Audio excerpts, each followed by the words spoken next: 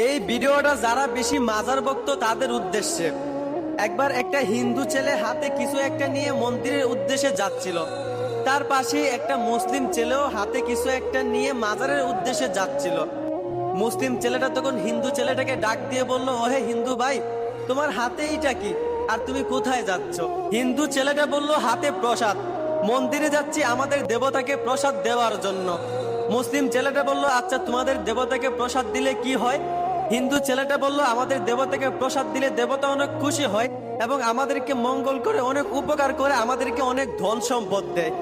এইটা শুনে মুসলিম ছেলেটা বলল, আরে ভাই তোমরা তো আসলেই পাগল, তোমাদের ওই দেবতা তো কথা বলতে পারে না, হাত নাড়াতে পারে না, পা নড়াতে পারে না, মৃত একটা মূর্তি, কেন তোমরা বোকার মতো শুধু শুধু এত টাকার প্রসাদ নষ্ট করো? এইটা শুনে হিন্দু ছেলেটা বলল, আসলেই তো তুমি ঠিক বলছো। আচ্ছা ভাই তোমার হাতে এইটা কি? মুসলিম ছেলেটা বলল, আমার হাতে সিন্নি, আর আমি মাজারে যাচ্ছি সিন্নি দেওয়ার জন্য। এইটা শুনে হিন্দু ছেলেটা বলল, মাজারে সিন্নি দিলে কি হয়? মুসলিম ছেলেটা তখন বলল, মাজারে সিন্নি দিলে মাজারওয়ালা আমাদের অনেক উপকার করে, আমাদেরকে ধন সম্পদ দেয়, যাদের সন্তান হয় না তাদেরকে সন্তান দেয়। এইটা শুনে হিন্দু ছেলেটা বলে উঠলো, আরে ভাই আপনি যে একটু আগে আমাদেরকে পাগল বললেন, তো আমরা যদি পাগল হই আপনারা তো আরো বড় পাগল। আমাদের দেবতারা যেমন কথা বলতে পারে না, মৃত একটা মূর্তি হাত নড়াতে পারে না, পা নড়াতে পারে না, তো আপনাদের মাজারে শুয়ে থাকা ওই ব্যক্তিটাও তো মৃত, সেও তো কথা বলতে পারে না, হাত নড়াতে পারে না, পা নড়াতে পারে না। তাহলে সে কেমনে আপনাদেরকে ধন সম্পদ দিবে? সে কেমনে যাদের সন্তান হয় না তাদেরকে সন্তান দিবে? আপনারা কেন তাহলে শুধু শুধু তাদেরকে সিন্নি দিয়ে টাকা নষ্ট করেন?